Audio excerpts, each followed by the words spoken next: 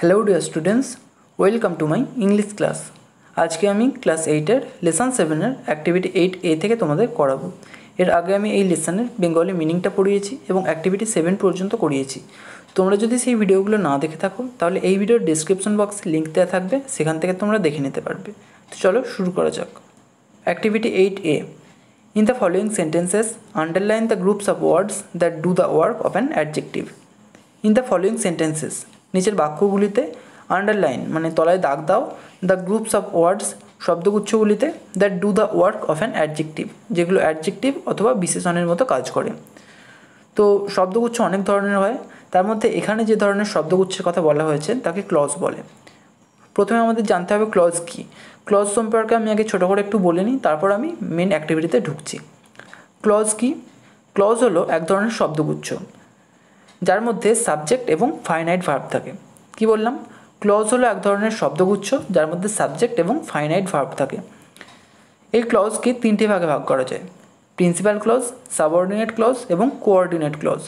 তার মধ্যে তোমাদের সিলেবাসে আছে প্রিন্সিপাল ক্লজ এবং সাবঅর্ডিনেট ক্লজ। প্রিন্সিপাল ক্লজ কি? যে ক্লজ স্বাধীনভাবে নিজের অর্থ প্রকাশ করতে পারে তাকে প্রিন্সিপাল ক্লজ বলে। আর সাবঅর্ডিনেট ক্লজ কি?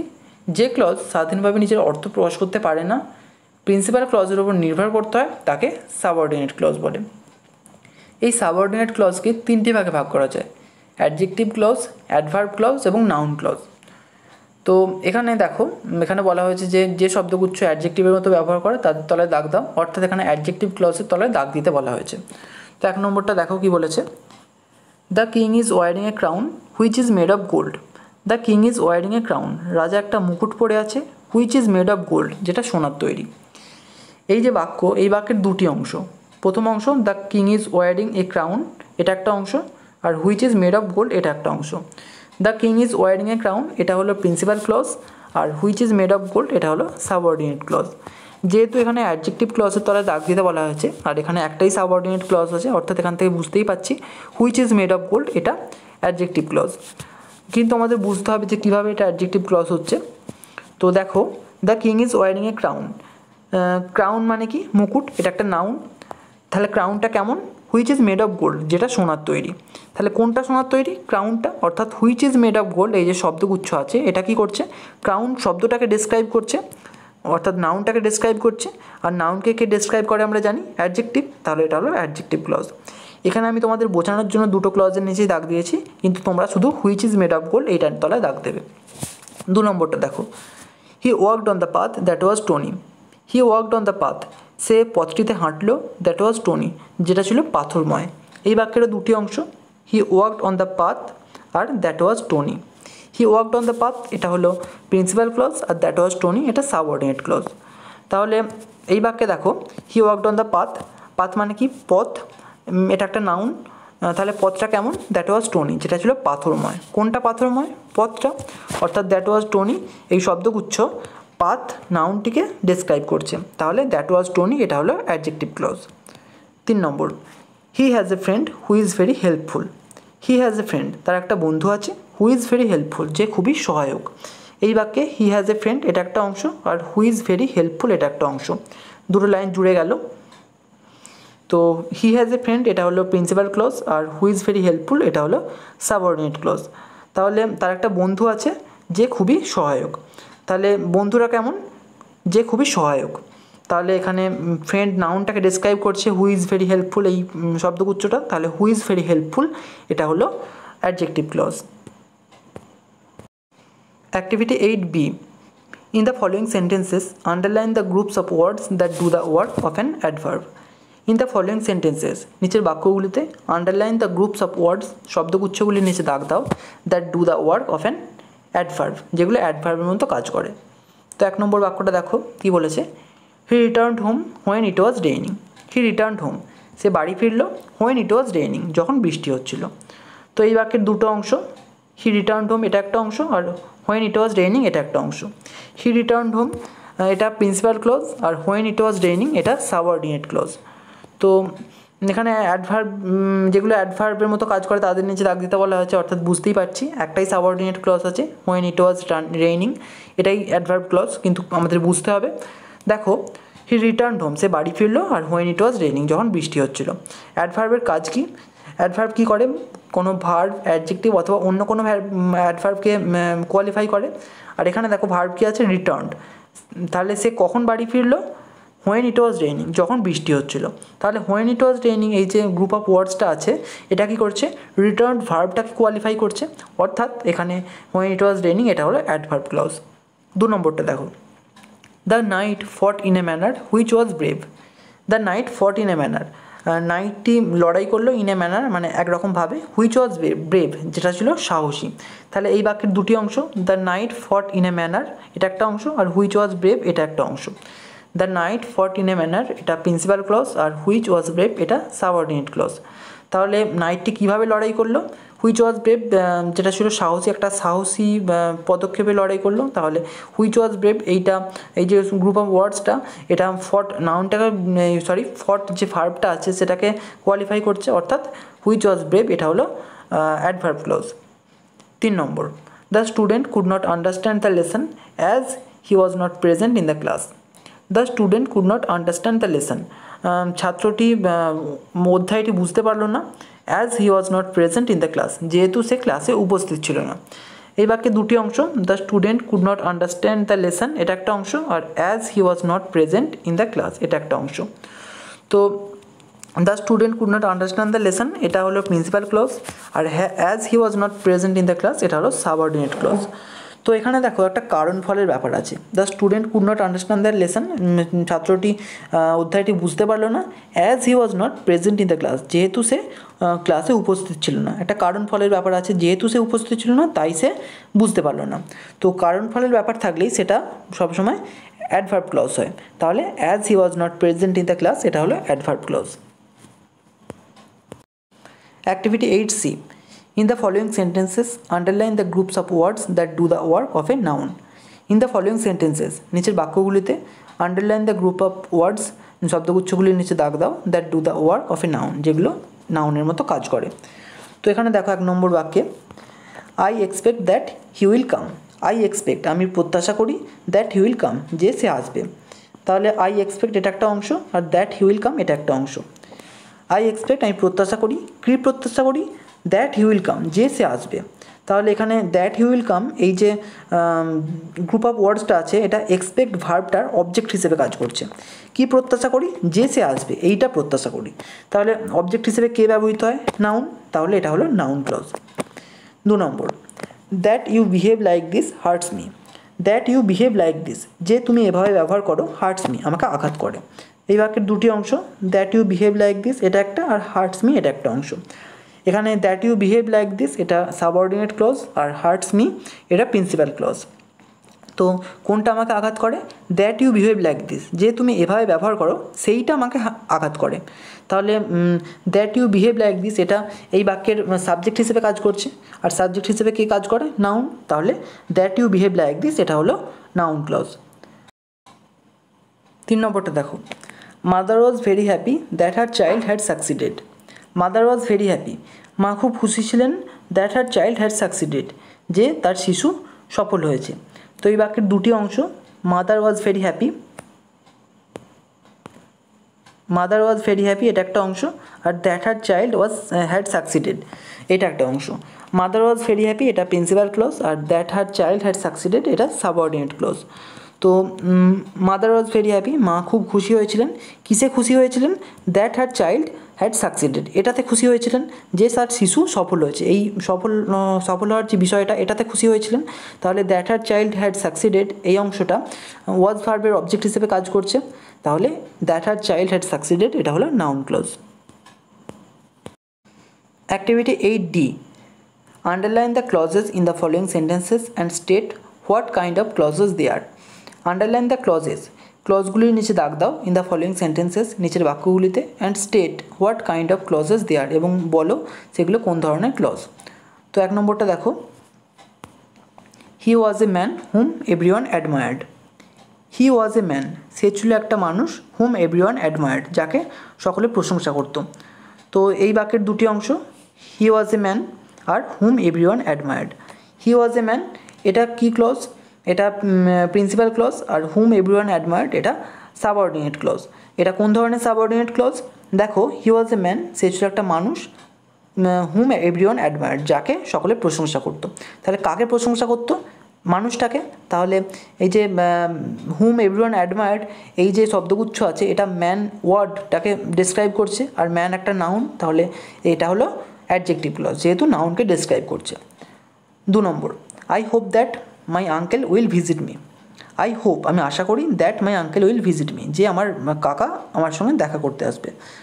তো এখানে দেখো, আই হোপ আমি আশা করি, আর that my uncle will visit me, যে আমার কাকা আমার সঙ্গে দেখা করতে আসবে। তো এখানে দেখো, আই হোপ আমি আশা করি, আমি কি আশা করি? That my uncle will visit me, যে আমার আঙ্কেল আমার সঙ্গে দেখা করতে আসবে, এইটা আশা করি। তাহলে হোপ ভার্বের অবজেক্ট হিসেবে কাজ করছে that my uncle will visit me, এই শব্দগুচ্ছটা, তাহলে এটা হলো noun clause. 3 number, he could not walk further as he was tired. He could not walk further, সে আর হাঁটতে পারলো না, অ্যাজ হি ওয়াজ টায়ার্ড, যেহেতু সে ক্লান্ত ছিল। তো এই বাক্যের দুটি অংশ, প্রথম অংশ হচ্ছে I could not walk further, এটা প্রিন্সিপাল ক্লজ, আর অ্যাজ হি ওয়াজ টায়ার্ড এটা সাবঅর্ডিনেট ক্লজ। কোন ধরনের সাবঅর্ডিনেট ক্লজ?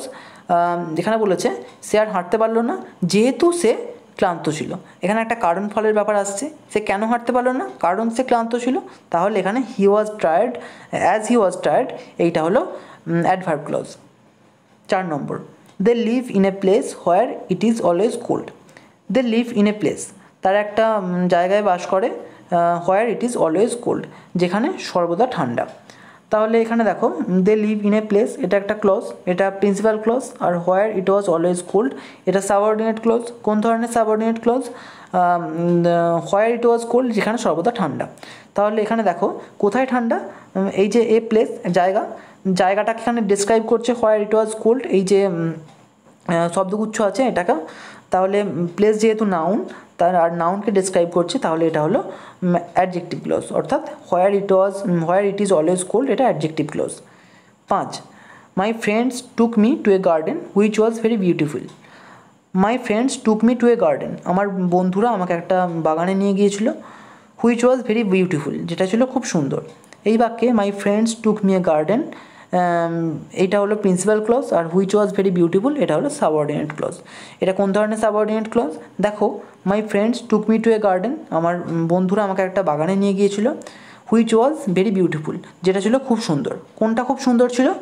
বাগানটা, অর্থাৎ গার্ডেন এই যে ওয়ার্ডটা এটা নাউন, আর নাউনকে ডিসক্রাইব করছে, অর্থাৎ এটা হলো adjective clause. Which was very beautiful এটা হলো adjective clause. 6, the artist hoped that he would win an award. The artist hoped, মানে শিল্পী আশা করেছিল, that he would win an award, যে তিনি একটা পুরস্কার জিতবেন। তো দ্য আর্টিস্ট হোপড এটা একটা ক্লজ, আর that he would win an award এটা একটা ক্লজ। দ্য আর্টিস্ট হোপড এটা প্রিন্সিপাল ক্লজ, আর that he would win an award এটা সাবঅর্ডিনেট ক্লজ। এটা কোন ধরনের সাবঅর্ডিনেট ক্লজ? দেখো, দ্য আর্টিস্ট হোপড, শিল্পী আশা করেছিল, কি আশা করেছিল? That he would win an award, যে তিনি একটা পুরস্কার জিতবেন, এটা আশা করেছিল। তাহলে that he would win an award এটা হোপ ভার্বের অবজেক্ট হিসেবে কাজ করছে, আর অবজেক্ট হিসেবে কে ব্যবহার হয় বলেছি? নাউন, তাহলে এটা হলো noun clause. Activity 9, find words in the passage that mean the following.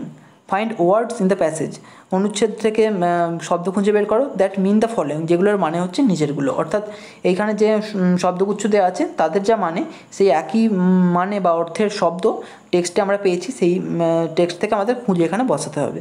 তো 1 নম্বরটা কী বলেছে? To care for someone or something. To care মানে কি? যত্ন নেওয়া, ফর সামওয়ান কারোর জন্য, অর সামথিং অথবা কোনো কিছুর জন্য, কারোর জন্য অথবা কোনো কিছুর জন্য যত্ন নেওয়া। তার সিনোনিমাস ওয়ার্ড কী হবে? প্রোটেক্ট, মানে রক্ষা করা। কারোর যত্ন নেওয়া মানে কি? তাকে রক্ষা করা সব দিক থেকে, তাহলে এটা হলো protect. B, the state of being successful, সফল হওয়ার যে অবস্থা সেটাকে কী বলে? Succeeded. C, having great love and being loyal. Having great love মানে একটা বিরাট ভালোবাসা থাকা, অ্যান্ড বিইং লয়াল এবং অনুগত হওয়া। এটার যে সমার্থক শব্দ সেটা হবে ডিভোটেড, মানে অনুগত। এরপর আছে ডায়েড। ডায়েড মানে মারা গিয়েছিল, এটা হবে পেরিজড। পেরিজড মানেও মারা গিয়েছিল। Activity 10A, imagine you are Merlin. কল্পনা করো তুমি Merlin, the wise counsellor to the king Arthur. রাজা আর্থারের জ্ঞানী পরামর্শদাতা। রাইট এ প্যারাগ্রাফ, একটা অনুচ্ছেদ লেখো ইন অ্যাবাউট 80 ওয়ার্ডস, প্রায় 80টা শব্দের মধ্যে, অন দ্য অ্যাডভাইসেস, উপদেশগুলির ওপর। কোন উপদেশ? You would have given the king, যেগুলো তুমি রাজাকে দেবে, in his times of travail, তার অসুবিধার সময়ে। A counsellor's job is always to guide his master to the right path.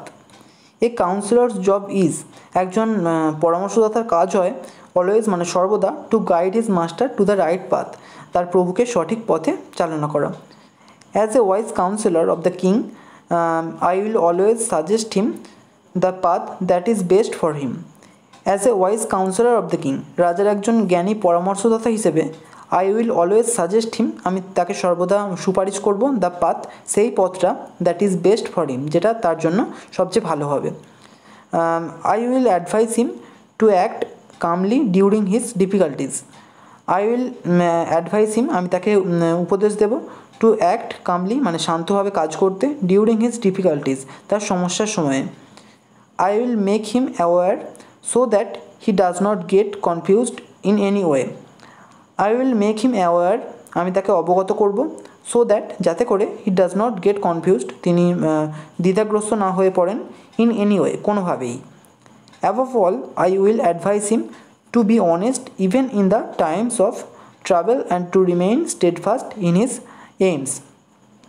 Above all মানে সর্বোপরি, আই উইল অ্যাডভাইস হিম, আমি তাকে উপদেশ দেব, টু বি অনেস্ট, সৎ হতে, সৎ থাকতে, ইভেন এমনকি, in the times of travail, বিপদের সময়, অসুবিধার সময়, and to remain steadfast in his aims, এবং তাকে তার লক্ষ্যে অবিচল থাকতে বলবো।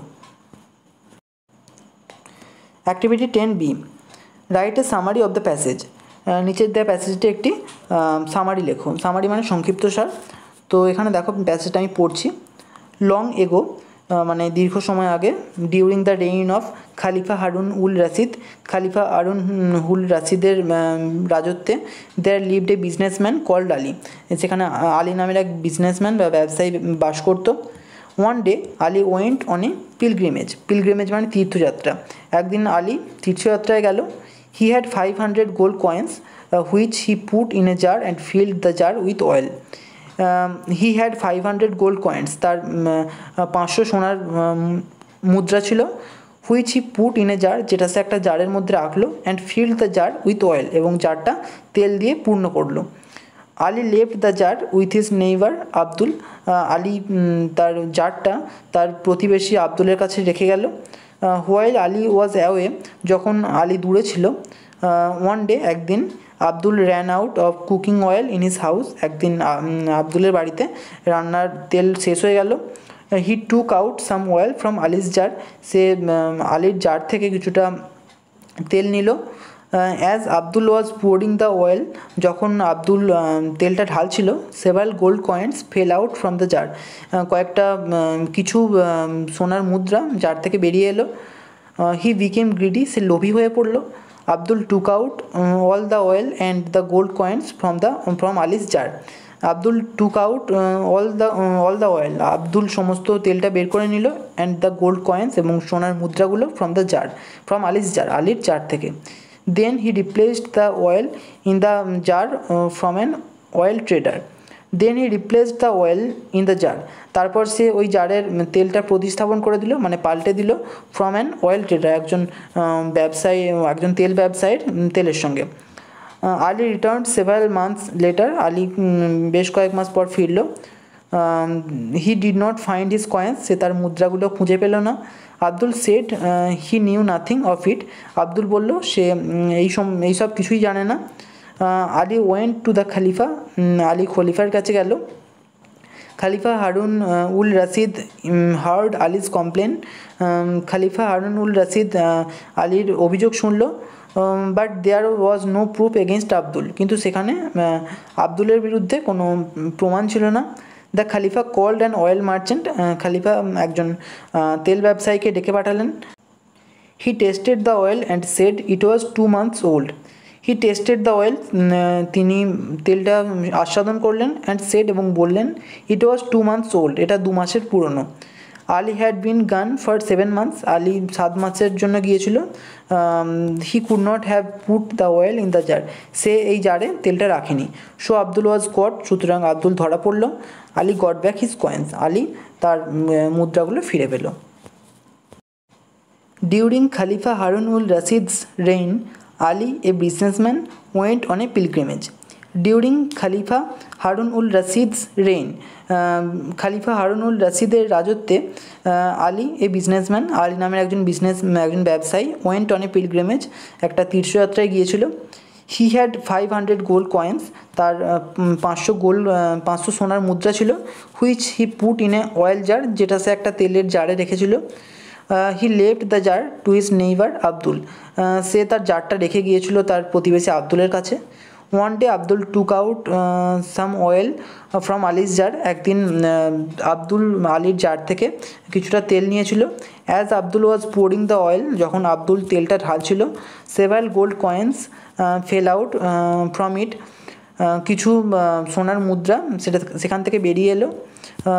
Being greedy he replaced the jar with another, being greedy মানে লোভান্বিত হয়ে বা লোভী হয়ে, হি রিপ্লেসড দ্য জার, সে জারটা প্রতিস্থাপন করেছিল উইথ অ্যানাদার, অন্য একটা জারের সঙ্গে। আফটার রিটার্নিং ব্যাক, ফিরে আসার পর, Ali did not find his coins, Ali তার মুদ্রাগুলো খুঁজে পায়নি। হি কমপ্লেন্ট টু দ্য খালিফা, সে খালিফার কাছে অভিযোগ করলো। দ্য খালিফা কল্ড অ্যান অয়েল মার্চেন্ট, খালিফা একজন তেলের ব্যবসায়ীকে ডাকলেন। অ্যান্ড টেস্টেড দ্য অয়েল, এবং তেলটা আস্বাদন করালেন। Then Abdul was caught and Ali got back his coins, then Abdul was caught মানে তারপর আব্দুল ধরা পড়লো, and Ali got back his coins, এবং আলী তার মুদ্রাগুলো ফিরে পেল। এখানেই এই লেসনের অ্যাক্টিভিটিগুলো শেষ হলো। ভিডিওটা তোমাদের কেমন লাগলো আমাকে কমেন্ট করে জানিও। যদি ভালো লেগে থাকে একটা লাইক করো, আর অবশ্যই চ্যানেলটিকে সাবস্ক্রাইব করে বেল আইকনটিকে অল করে রেখো, যাতে আমাদের আগামী সমস্ত ভিডিওর নোটিফিকেশানগুলো তোমরা পেতে পারো। Thank you.